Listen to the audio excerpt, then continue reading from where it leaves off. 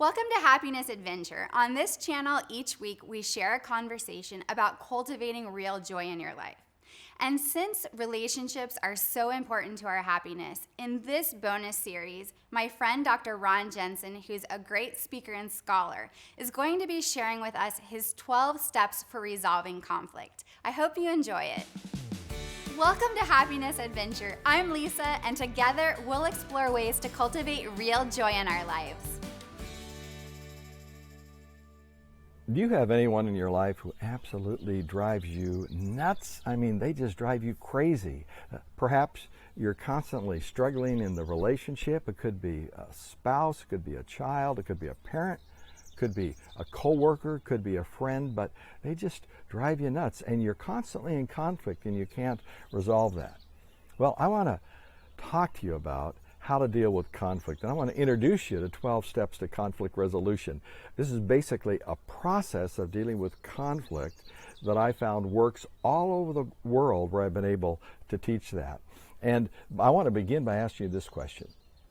Actually, two questions. The first one is, when conflict happened in your family growing up, how did you deal with that?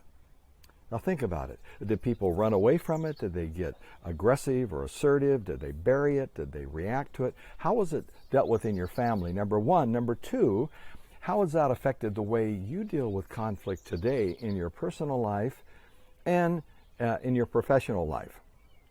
So often we either become a product of the way conflict was handled in our life growing up because that's how we learned it, or we react and may go to another extreme. So if people were reactive and aggressive and offensive and loud and even abusive in our family, we may have gone the other way and become quite passive or hidden it or held it down. Think about that for a minute. How was it handled in your family growing up, and how do you handle it today in light of that? And the other thing I want you to think about is just the fact that conflict's a reality. And what I want you to do is get in your mind some conflict that you have and think about it. And think about the impact of that conflict. So think about how you react to that conflict, what you do, what you think you do well, what you think you don't do well. And then we're going to go through a series to teach you how to deal with conflict. And I'm going to give you 12 steps on dealing with conflict. Each will be based on a new separate video every time we do it. So begin to think about this, realizing that conflict is a way of life. We're constantly struggling with people, and remembering this as well, that whenever you have unresolved conflict, it leads to isolation. It's like the little bricks in a wall. Each unresolved conflict is a brick, and they build upon one another, and till ultimately there's this huge wall between us, and it might be a spouse or a friend or a child, a parent, a coworker, and the net effect is that we end up isolated from those people. And there's only one way, by the way, to tear that wall down. It's one brick at a time. So I want to give you 12 bricks, 12 steps you can use to resolve conflicts in the days to come.